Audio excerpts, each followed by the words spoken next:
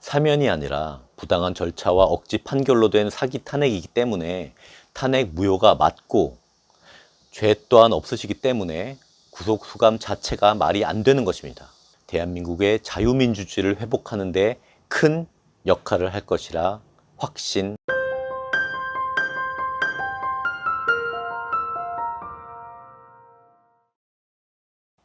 안녕하십니까. 밝은의 광장의 김휘종입니다. 2021년 7월 28일 오늘 전직 국회의원 모임인 대한민국 헌정회가 문재인에게 박근혜 대통령님 사면을 건의했습니다. 물론 박근혜 대통령님 뿐 아니라 이명박 대통령과 이재용 삼성전자 부회장까지 세 분의 사면을 정식으로 건의한 것입니다. 헌정회의 건의서에 따르면 국민 눈치 보지 말고 나라 장래와 국익을 먼저 생각하기 바란다 라고 했습니다. 헌정회뿐 아니라 많은 국민들이 박근혜 대통령님의 조속한 사면을 바라고 있습니다.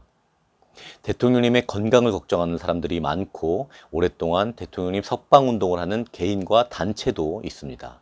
그리고 최근에는 우파 유튜브를 운영하고 있는 가로세로 연구소가 사면을 촉구하는 문구가 담긴 신문 광고를 게재하기도 했습니다.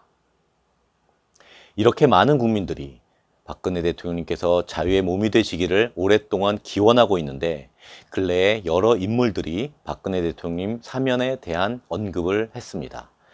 어떤 사람들이 어떤 언급을 했는지 잠시 볼까 합니다.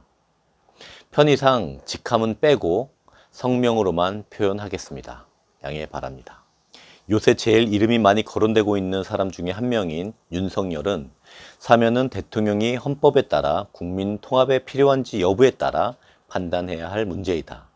많은 국민께서 전직 대통령의 장기 구금에 대해 안타까워하는 분들이 많다. 저 역시 전직 대통령의 장기 구금을 안타까워하는 분들의 심정에 상당 부분 공감하고 있다. 라고 했습니다.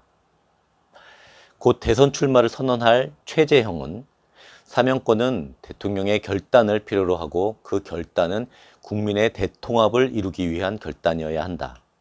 정치적 유불리를 떠나 국민의 통합을 위해 결단해야 한다. 라고 했습니다. 홍준표는 문재인 정권의 출범의 정당성은 드루킹과 김경수의 여론 조작 사건으로 크게 훼손이 됐다. 원상 회복할 마지막 기회가 이번 8.15 대사면이다. 라고 했습니다. 황교안은 너무 늦었다고 판단한다. 전직 대통령들의 수감은 국제사회를 향해서도 안 좋은 얘기이다.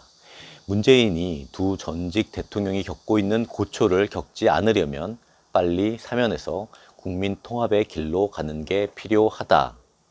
라고 말했습니다. 원희룡은 끝까지 국민 통합, 역사 청산과 화합, 미래의 전진이라는 큰 틀에서 필요하다면 문재인 대통령이 안 하면 제가 대통령이 돼 역사의 모든 판단을 걸고 하겠다. 라고 했습니다. 김태호는 대통령이 되면 사면권을 바로 행사하겠다. 사면은 결국 대통령의 결단이다. 여론조사로 결정할 일이 아니다. 문재인 대통령은 결자 해지해야 한다. 8.15 사면이 마지막 기회일지 모른다. 라고 했습니다.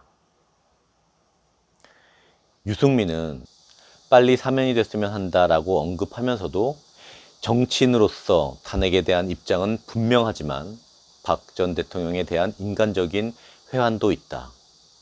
국회에서 탄핵한 것까지는 내 역할이 맞지만 헌법재판소의 탄핵 결정 다음에는 검찰과 법원이 한 것이다. 법을 위반해 감옥에 간 전직 대통령 중 제일 고생을 많이 하니까 안타까움은 늘 갖고 있다. 라고 했습니다. 이재명은 대통령의 의사결정에 장애를 줄 수 있어 구체적으로 말하기 어렵다. 라고 하면서 굳이 말하자면 사면은 특혜이기 때문에 하지 말자는 입장이다. 특히 사회적 권력, 지위, 부를 누렸던 사람이 그 이유로 특혜를 받는 것은 반대이다. 라고 싸가지 없게 말했습니다. 이렇게 요즘 박근혜 대통령님 사면에 대한 이야기가 여기저기서 나오고 있습니다. 사실은 사면이 아니라 부당한 절차와 억지 판결로 된 사기 탄핵이기 때문에 탄핵 무효가 맞고 죄 또한 없으시기 때문에 구속 수감 자체가 말이 안 되는 것입니다. 그러나 현재의 박근혜 대통령님만 생각했을 때 사면이든 형 집행 정지든 뭐든 간에 1분 1초라도 빨리 자유의 몸이 되셔야 한다는 게 저의 생각입니다. 그런 의미에서 볼 때 사면이라도 되셔서 빨리 자유의 몸이 되시기를 기도합니다.